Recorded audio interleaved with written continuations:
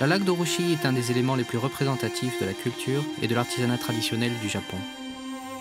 Celle qui est travaillée à Wajima, appelée en japonais Wajima Nori, y est particulièrement appréciée et connue comme Kenro Yubi, la force et la grâce.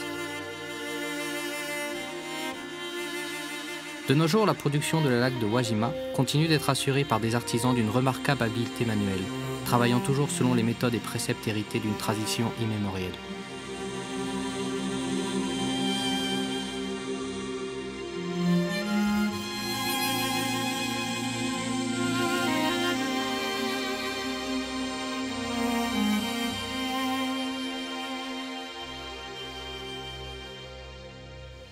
Wajima, dans la préfecture d'Ishikawa. Située à l'extrémité de la péninsule de Noto, cette ville a su diversifier son activité autour du tourisme, de l'artisanat et de la pêche. Chaque jour, le marché traditionnel à Saichi accueille de nombreux visiteurs dès l'aurore. C'est ici, à Wajima, qu'est née et a continué de se développer une culture artisanale unique.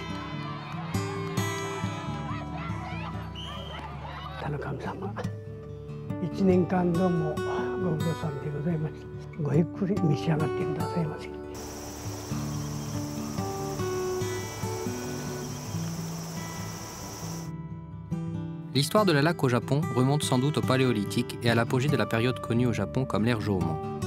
Des fouilles archéologiques récentes, menées dans plusieurs régions du pays, ont montré que la laque y était déjà étroitement associée au quotidien des hommes il y a de cela plusieurs millénaires. Les historiens ne disposent que d'une documentation extrêmement parcimonieuse concernant les temps reculés au Japon, qui ne nous permet pas de savoir précisément ni quand ni comment le travail de la laque a commencé à se développer à Wajima.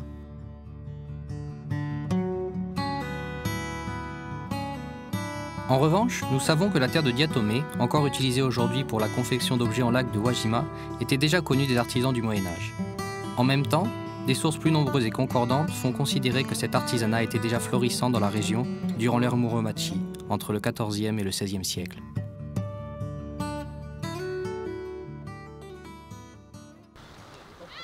Autrefois escale d'une route maritime essentielle, le long des côtes de la mer du Japon, Wajima était un port dynamique, recevant quantité de matériaux nécessaires à l'artisanat de la laque et exportant ses produits dans tout le pays. La nature à Noto pourvoit en abondance les matériaux nécessaires à la confection d'articles en laque, provenant notamment d'arbres comme l'urushi, le zelkova et la thé. Caractérisé par un taux d'humidité assez élevé, le climat local se prête parfaitement à cette activité. Par ailleurs, la communauté des moines du florissant monastère zen de Sōjiji est connue pour avoir fait un large usage de la laque dans l'exercice du culte et l'organisation de la vie quotidienne. L'environnement naturel, de même que divers facteurs sociaux, expliquent donc le développement de la laque à Wajima. Grâce à un prosélytisme marchand original et particulièrement efficace, les objets en laque de Wajima parvinrent rapidement à accroître leur réputation dans tout le Japon, de par la solidité de leur confection et la commodité de leur utilisation quotidienne. Durant les ères Edo et Meiji, l'introduction de nouvelles techniques décoratives comme le maki et le chinkin est allée de pair avec l'accroissement continu de la production artisanale et la rationalisation de ses procédés.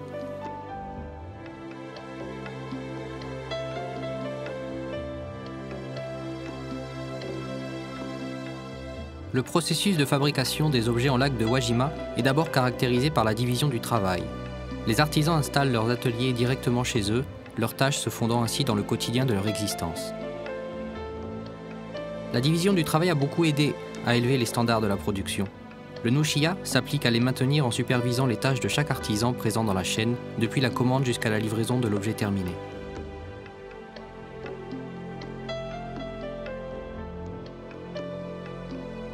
Mais le nushiya est aussi un représentant de commerce.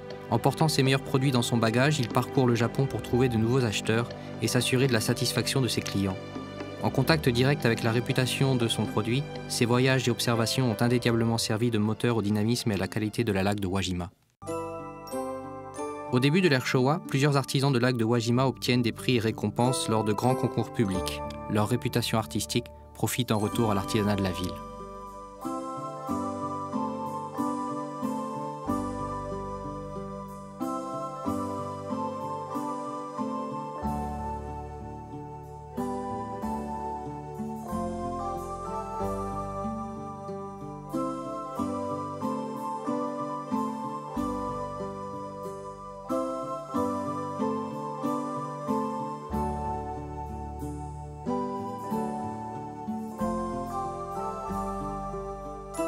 En 1975, les produits en laque de Wajima sont enregistrés par l'État comme relevant de l'artisanat traditionnel.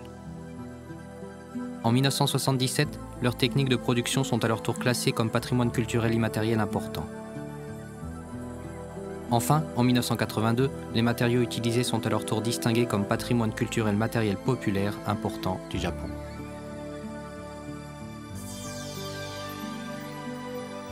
Le 25 mars 2007, un important tremblement de terre provoque des dégâts considérables à Wajima. Ces objets ont été trouvés dans des maisons endommagées par le sinistre. Appelés kaguzen, ils comptent depuis longtemps parmi les articles de consommation courante les plus vendus dans la région. Ils sont encore tout à fait utilisables aujourd'hui.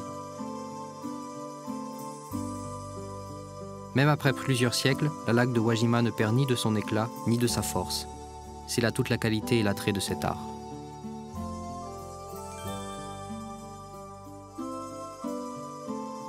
Le souci permanent de confectionner des articles de la plus haute qualité, comme la passion des artisans pour un héritage d'excellence multiséculaire, ont sans doute contribué à hisser la laque de Wajima parmi les arts traditionnels les plus remarquables du Japon.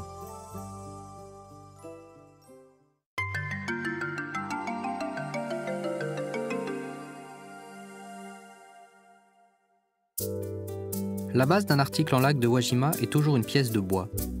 Elle peut recouvrir des formes différentes en fonction de la finalité de l'objet. Son élaboration se fera donc selon l'une des 4 grandes disciplines qui composent cette étape. Les artisans intervenant à ce stade de la production vivent exclusivement à Wajima et ont acquis un très grand savoir-faire dans leur spécialité.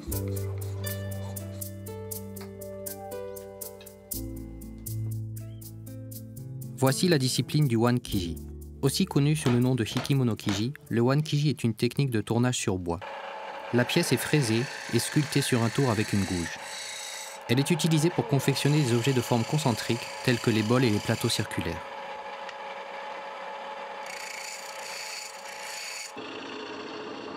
Monsieur Hiroshi Kakichi est un spécialiste de cette discipline. Il l'exerce depuis plus de 50 ans.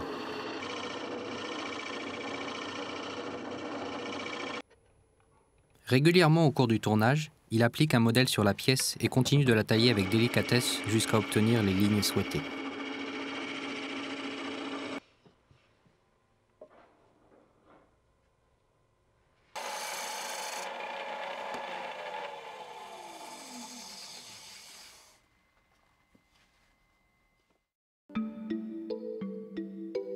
Les bois les plus couramment utilisés sont le zelkova, le cerisier et le marronnier.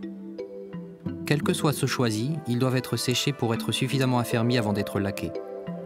Avec un délai de plus d'1 an pour le séchage naturel, ou 3 mois pour le fumage, la pièce doit reposer pendant une période de temps assez conséquente pour éviter qu'elle ne se déforme.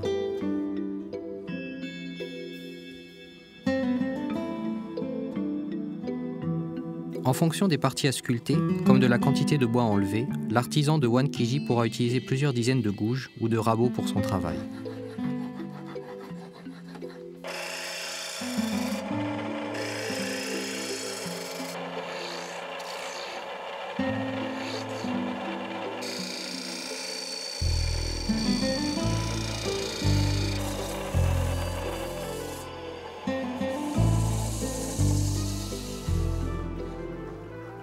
Pour créer des pièces légères et faciles à manier, l'artisan pourra parfois les tailler jusqu'à ce que l'on puisse apercevoir la lumière à travers. La laque ultérieurement posée sera ainsi à même d'imprégner complètement le bois, ce qui, en durcissant, a pour double effet de le consolider et de préserver sa forme originelle. L'objet demeure ainsi plaisant à tenir dans la main et garde parfaitement la chaleur.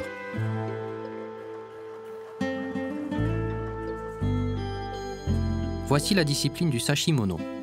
Le sashimono, ou kakumono, est une technique d'assemblage de planches en bois intervenant dans la confection de pièces à angle droit, comme les jeux de boîtes empilées ou les tables basses ozen.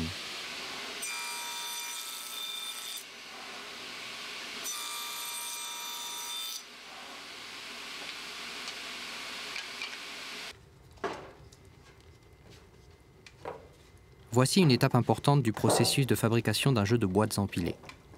Les planches à la surface encore plane sont trempées dans l'eau chaude afin de les rendre plus souples pour être ultérieurement bombées.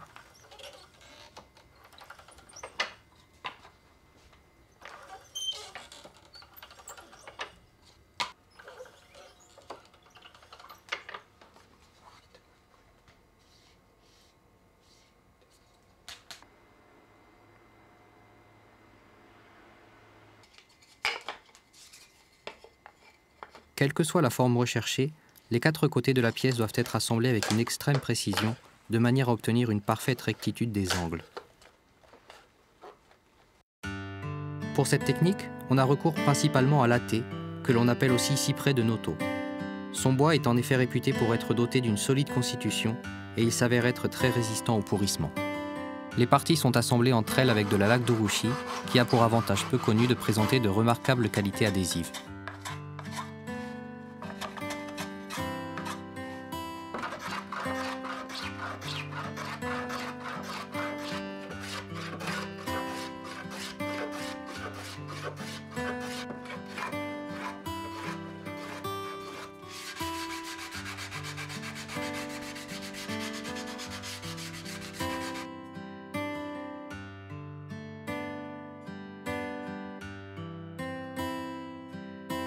Voici la discipline du Hookiji. Elle doit son nom au terme japonais désignant le magnolia, dont le bois est ici très majoritairement utilisé. Elle s'attache à la conception d'objets présentant de multiples courbes et arabesques et nécessite donc un grand savoir-faire dans le domaine de la sculpture, d'où lui vient son deuxième nom, le Kuri-monokiji.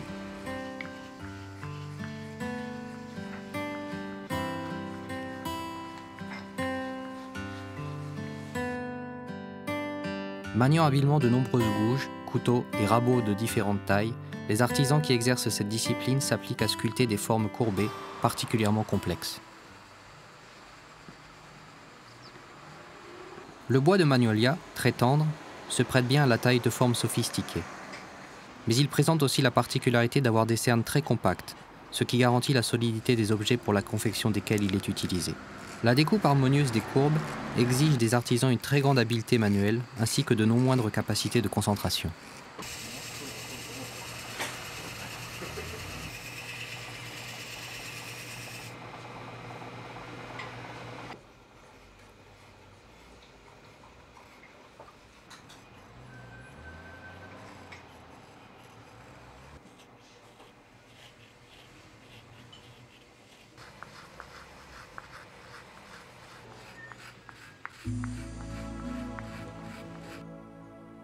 Nous sommes ici dans un entrepôt à bois.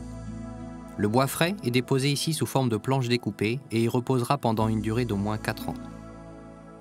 En laissant la nature faire ainsi son œuvre, le bois séché évitera de trop travailler pendant la taille.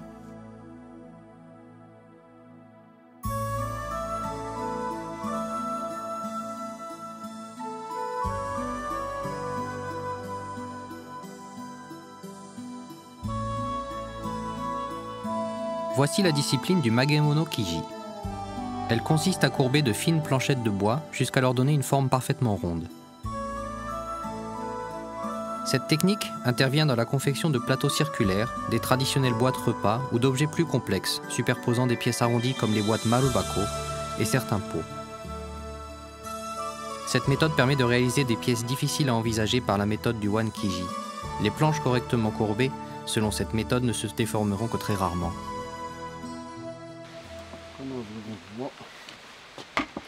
Les matériaux de base proviennent du cyprès de Noto et de l'athé, sa variante dans la péninsule de Noto. Pour qu'elles soient bien flexibles, on utilise des planches issues d'une découpe horizontale du tronc.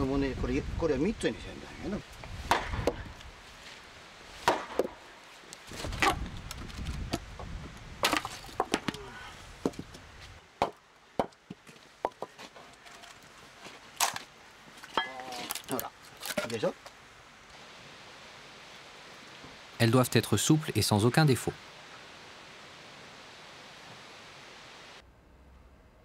Finement découpées, ces planches sont trempées avant d'être courbées.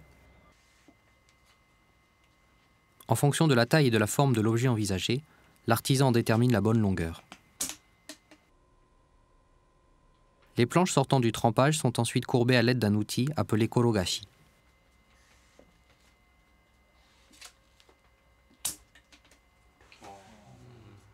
Une fois parfaitement arrondies, les planches sont alors nouées et mises à sécher.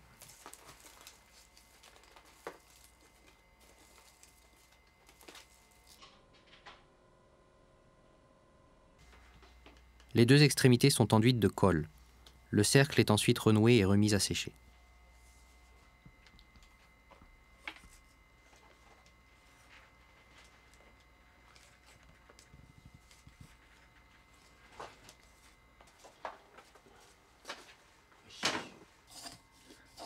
La partie double est ensuite rabotée de manière à obtenir une épaisseur homogène sur toute la circonférence.